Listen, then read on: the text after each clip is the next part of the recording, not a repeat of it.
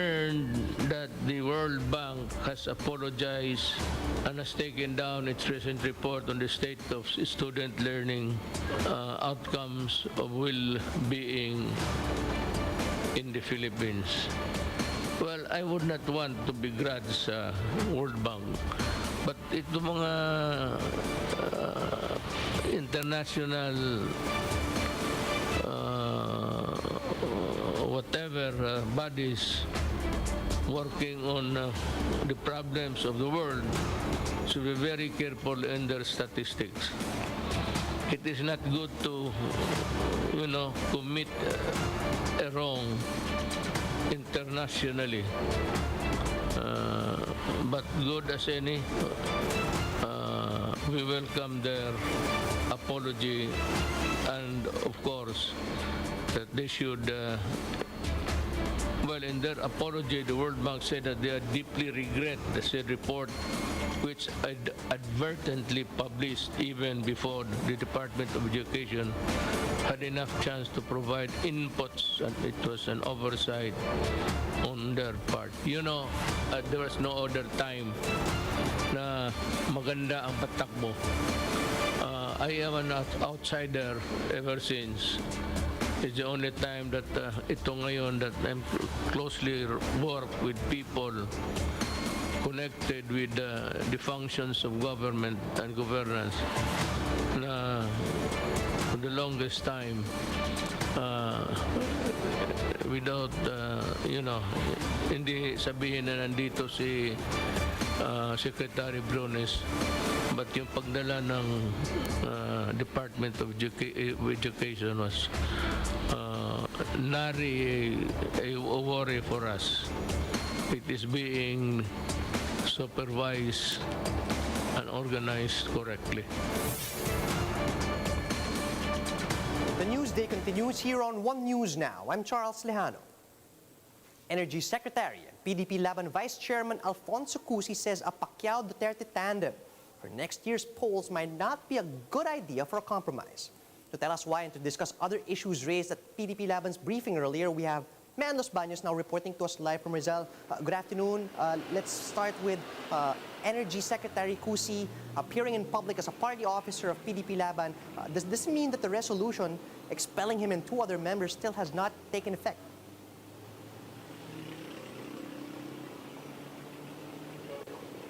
Hi, Charles. Good afternoon. Yes, you're right. Secretary Cusi, along with Attorney Melvin Batibag, Deputy Secretary General of PDP Laban, and membership head Astra Naik, are not recognizing the expulsion, which were from the other PDP Laban faction. They say, or Secretary Cusi said that it has not undergone the right process. They didn't even receive any notices of expulsion from Pacquiao's camp. They only got it, or they only have known about it from the news media. And he's saying that according to bylaws and constitution of PDP Laban, the expulsion could only be granted by the council, national council, or the chapter to which they belong to. So right now, Charles, Secretary Cusi, Attorney Matibag, and Astra Naik are continuing to perform as officers of the PDP Laban. Charles? Man, in the middle of this very, very public spat within the party, we have Senator Coco Pimentel saying that Cusi was actually the brains behind a certain power grab attempt within the party. What was his reaction to this?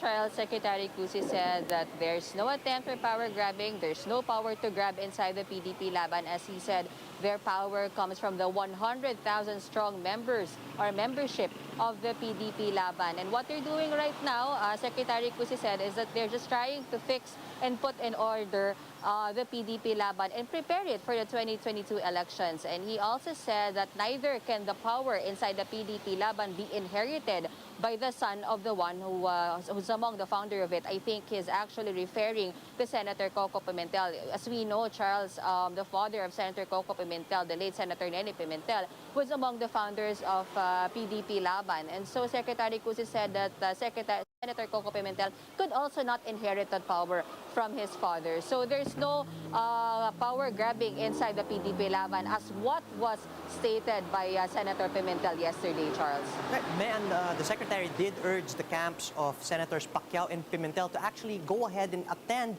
the National Assembly on July 17. Did he make any mention of what will be discussed during the meeting?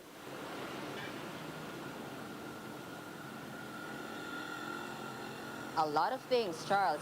On July 16, that's going to be the National Council meeting, meaning, Charles, that's where all the officers of the PDP Laban, or at least majority of the officers of the PDP Laban will attend. And on July 17, that's the National Assembly where we expect President Duterte to attend. What they're going to discuss, the direction of the party, preparations for 2022 elections, and most importantly, Charles, they're going to have elections of new officers. Because as Secretary Cusi explained to the media this morning, according to their bylaws and constitution, every 2 years, they should be having election of new officers. But Secretary Cusi said that for a long time, they have not had any elections of new officers. And even Senator Pacquiao was only appointed as acting president when Senator Coco Pimentel left his post as a national president of PDP Laban. So a lot of things we are expecting a lot of things to happen in July 16 and 17. But I think the biggest of which is the election of new officers. Some of them may be changed, but some may stay depending on the decision of the majority of the party or members of the party, Charles. Man, let's focus for a bit on this so-called compromise that Senator Pimentel had mentioned about maybe having a Pacquiao-Duterte tandem for next year's polls. And Secretary Cusi has actually said that this is a bad idea. Did he say why?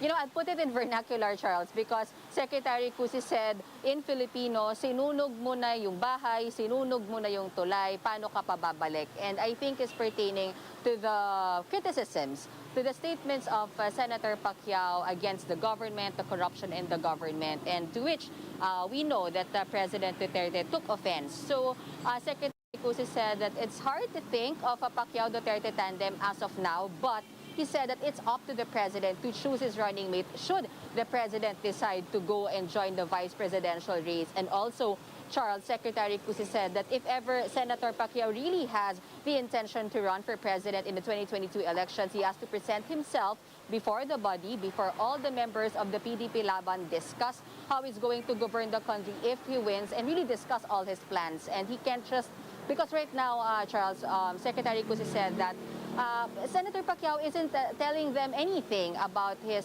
plans, his political plans for 2022 election. And he's just been telling this to Senator Coco Pimentel. And like what Secretary Cusi said, hindi pwede yung ganon. He has to present himself to the body and to the whole PDP Laban party, Charles. Right. If it's not going to be Pacquiao-Duterte, then who does it look like the PDP Laban will support as next year's standard bearers?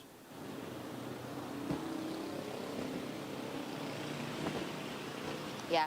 For now, Secretary Cusi said there's no standard bearer yet for the PDP Laban. Yesterday, when we interviewed Attorney Matibag, he actually sounded off names like the possibility of Senator Bongo as being the standard bearer. But for now, Secretary Cusi said what's for sure is that they're pushing for President Duterte to run for VP, and they will allow President Duterte to choose his running mate for the 2022 elections. But actually, we also asked him if he chooses someone from outside the party, but Secretary Cusi said that they have some people in mind inside the party, but they're not saying it right now. But if ever President Duterte chooses someone from outside the party, this is going to be a decision still of the party. It will undergo a process, and it's not automatic on whoever the president will choose, Charles. Right. Anything else interesting from Secretary Cusi's interview?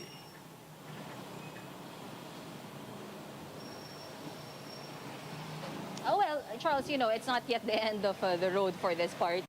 I think judging from what Senator Pimentel yesterday, when he said he's still open, their camp is still open to communication with Secretary Cusi. That's also what Secretary Cusi said. They're open to communicating with Senator Pimentel and Senator Pacquiao's camp. But what they're after right now, or they're actually inviting the camp of Senator Pacquiao and Senator Pimentel to actually attend the July 16 and July 17 National Assembly. And he said at the end of the day, it's going to be the decision of the majority. And Secretary Cusi said that whoever opposes the decision of the majority has two options. They can either stay in the party and continue with their struggle, or, Charles, they can leave the party. Charles? Thanks for that, Mean. That was Mean Los Baños reporting live from Rizal.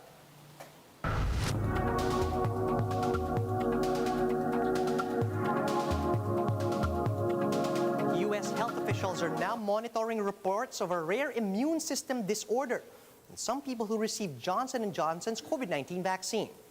Riley Griffin with details on Bloomberg Daybreak Asia. As with any new drugs coming onto market, we do expect to see these adverse events. What do we know about this that is apparently affecting some people that get the J&J shot? Yeah, we know that there were 100 reports of the syndrome out of 12.8 million administered doses here in the U.S. And of that, 95 were hospitalizations, 1 was a death.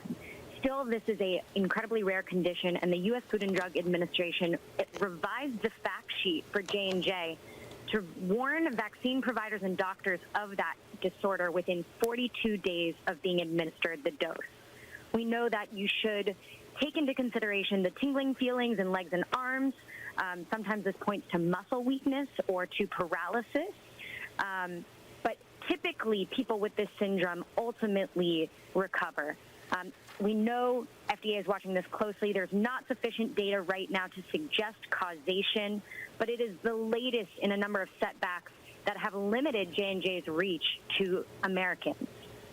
Riley, how confident are our doctors, our scientists, that if someone gets the jab, gets the vaccine, and shows up a few weeks later with a symptom, that doctors are really taking it seriously enough to say, oh, maybe that is a side effect of the vaccination?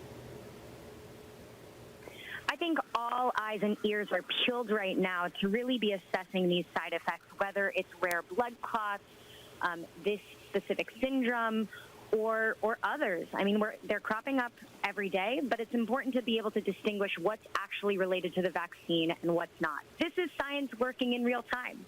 And it's important to mention, too, that vaccines by nature have an effect on the immune system. They help the body bolster its natural defenses. And this isn't anything new to vaccines specific to COVID-19 shots. You know, immune conditions like this that attack the nerve, scientists have addressed in multiple types of vaccines, from flu to shingles, to assess that connection. So the process is working as it should. You should certainly be attuned if you've received the vaccine, but note that this is an incredibly rare condition at the end of the day. Experts warn that aside from COVID-19, Filipinos remain vulnerable to other diseases or risks posed by disasters such as typhoons, earthquakes, and even volcanic eruptions. To give us more details, we have Jen Calimon reporting live from Malabon. Good afternoon, Jen. Could you tell us which are the specific hazards or other sources of disease, aside from COVID-19, that Filipinos should be concerned about? Yes, Charles, our country is very much prone to disaster since we are in the Pacific Ring of Fire. Every year we experience the threats of earthquakes, tsunamis, at least 25 typhoons in a year, floods, storm surges, sometimes drought, and add to that the existence of 53 active volcanoes in the country. Based on the World Risk Index, our country ranked 9th as 2020, but this is already a good development compared to 2019 when we ranked 2nd in World Risk Index. And because of this fact, Charles, our country must always be responsive, prepared, and resilient against all the disasters that might happen in the future. Charles? Right. So what are the things that we should do to enhance disaster preparedness? I understand that this is a regular thing for us Filipinos, but then things are getting better. What other plans are in store? Yes, Charles. Dr. John David Comandante of the Section on Special Interest Group of the Philippine College of Emergency Medicine said that the Philippines must follow this so-called Sendai Framework for Disaster Risk Reduction 2015 to 2030, wherein 4 priority areas must be undertaken. First is understanding disaster risk by all sectors. Second is by strengthening disaster risk governance to manage disaster risk. Third is investing in disaster risk reduction for resilience. And last is by further enhancing disaster preparedness for effective response and to build back better in recovery, rehabilitation, and reconstruction. Charles? Right, no clearer illustration than perhaps in Taal, as residents near Taal are currently in fear of another major eruption. How exactly should they prepare for this? What are the long-term solutions?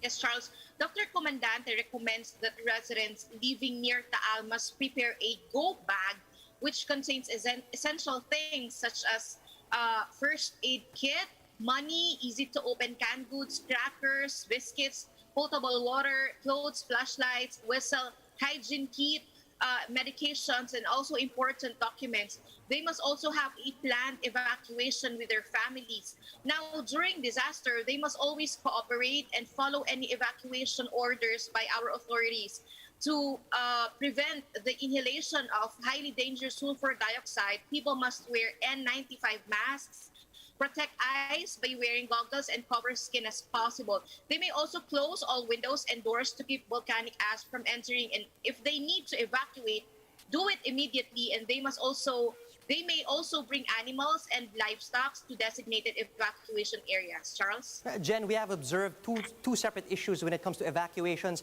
On the one hand, of course, are necessary in affected communities, but then there's also the need to prevent the spread of COVID-19. So what are some of the things that can be done to avoid the spread of COVID-19 or even other diseases in evacuation centers? Yes, Charles, you're right. One major problem really in evacuation areas is congestion, according to Dr. De La Cuesta. And this congestion might cause diseases to a person such as flu, cough, cold, or even COVID-19. Aside from this, because of poor hygiene and sanitation in evacuation centers, evacuees might get diarrhea, leptospirosis, hepatitis A, dengue, malaria, tigdas, and measles, and other skin diseases. That's why it is very important that health protocols must still be implemented in evacuation centers. And this is the vital role of healthcare workers and other staff in evacuation centers, ensuring that these temporary shelters would be a safe and clean place for the evacuees. Charles? Right, Jen, children aged 5 and up are now allowed to leave their homes. I have to ask, what are the health experts recommending in terms of the use of face masks and face shields? Are these recommended for children, and what are the possible alternatives? No, Charles, the Philippine College of Physicians is not recommending the use of face masks for 3 years old and below because they might have difficulty breathing. What they are suggesting is to immediately evacuate a child and isolate them from the crowd. But in case that this cannot be done, they may temporarily cover a child's nose by using any cloth material such as face towel or handkerchiefs. Moreover, experts do not recommend the use of copper mask because it cannot give a maximum filtration capacity that N95s have. In case N95 is not available, people may use regular surgical masks but wear at least 2 pieces for added layer of filtration and protection. Charles? Thank you for that, Jen. That was Jen Calimon reporting live from Malabon. And those are the top stories at this hour. Join us again later at 2 p.m. as we continue to monitor the day's biggest stories. You can also catch One News on Signal Play. Register for free account at www.signalplay.com so you can stream One News live anytime and anywhere. I'm Charles Lejano. Mask on, wash hands, and stay safe, Philippines. We are One News.